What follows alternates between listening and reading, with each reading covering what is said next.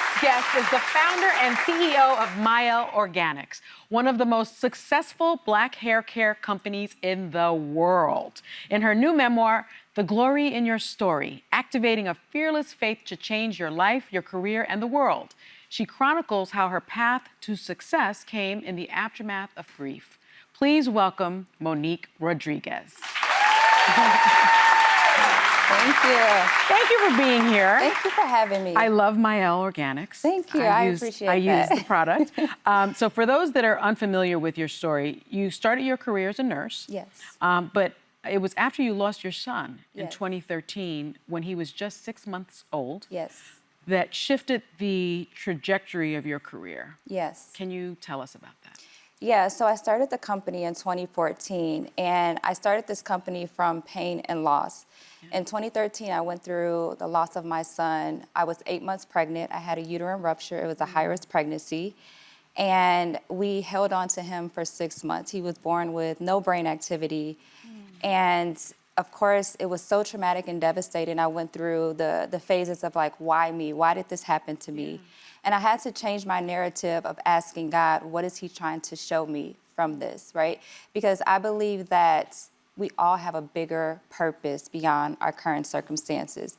We all go through trials and tribulations, but there's always purpose and there's beauty in that gift, right?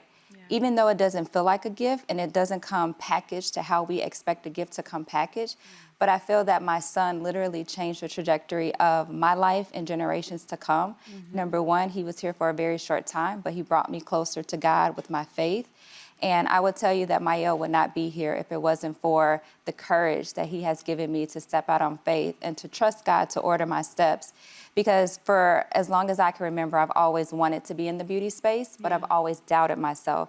I didn't have examples, especially Black women that looked like me that were operating and running businesses. I came from an environment where I saw Black women surviving and taking care of their kids. But I knew that it was in me, but my son gave me the courage to know and bring it out of me that, yes, this dream that you have, this desire is going to change and impact many lives, but you have to say yes and be obedient to your assignment.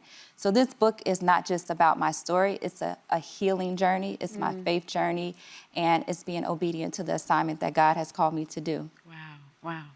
Well, let me ask you this, because your company now, Mielle Organics, has become a multi-million-dollar business. Yes. Multi-million-dollar business, and it started in your kitchen. Yes, in my kitchen. How did you do that?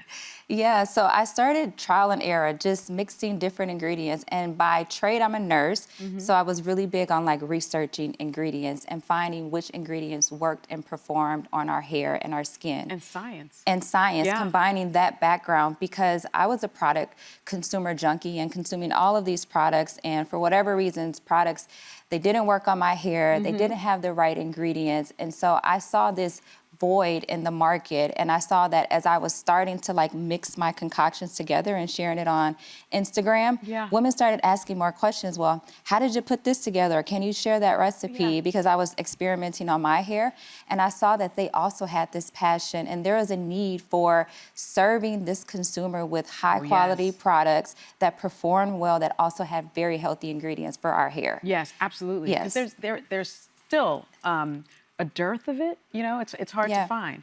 Now in 2020, during the height of the Black Lives Matter movement, Black-owned businesses received an increase in support, which Mielle benefited from. Yes. A few years later, you sold the company to Procter & Gamble, which, so oddly to me, you got backlash for that. And even people calling you a sellout for selling your business and growing your business.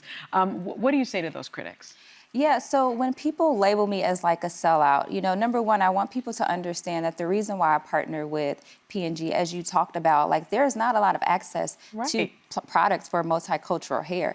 For me, it was about global accessibility, so people around the globe can have access to healthy products that perform well with healthy ingredients. And your product is everywhere now. And my now. products are, they're everywhere, right? And so people should have access to that.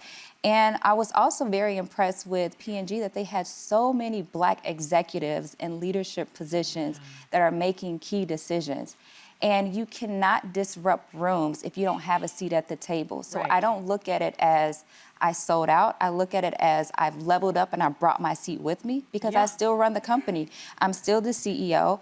And while I get and understand why some people are so territorial on Black businesses that scale and exit, like I get it. There's a mistrust there, but I have been always transparent with my community and very authentic. And I take the time to try to educate and explain why. And the thing is, if we don't create businesses, scale them, have great exits, we can't do more for our community. It really stifles us. So when the community criticizes Black brands for doing that, we're preventing opportunity for the next generation of Black entrepreneurs to have access to capital, expertise, and mentorship. Yeah, I agree. Now, since 2020, venture funding for Black-owned businesses has really declined, especially given the rollback of DEI initiatives. Is there still a need, do you think, a place for Black founders in the beauty space? I think that there is definitely a need and there's definitely space. I think that as Black founders, we have to show up, we have to own it, we have to build it and also protect it. And I feel that Black founders, we bring so much innovation. We bring so much resilience to whatever category we're entering in. And we're showing up and we're serving the underserved and we're serving us. And so there's always opportunity for us to be there. We just have to show up and be creative, right? And not be afraid of being criticized or what people think. If you go into things with a problem-solving mentality and you go into things with a servantry attitude, you know, you're gonna build a community and that community is gonna grow and support you. So I think there's always space for us to continue to tap in. I think so too. You know, there's this conversation about work-life balance that people are having all the time. I don't believe that you can have it. Do you think a woman especially, can have it all? And if you do agree, how do you balance being a CEO and a mother? Yeah, so in my opinion, I do think that women, we can have it all. I don't think that you have to sacrifice one thing for the other or trade off one thing for the other, right? And I have 2 girls and I want to show my girls that yes, you can be a mom, you can be a wife, you can be an entrepreneur, you can go after your dreams and still be present, right? It's really about intentionality. And prioritizing. And prioritizing. So there's no such thing as balance because it's a big juggling act. That's what I think. You have to be just very intentional about prioritizing based on the season that you're in. Right. So if you are in a season of grinding, like figure out what are your morals, what is your code that you're going to live by. And for me, it's God, family, and business. So for me, I try to build my business around the top 2 things, right?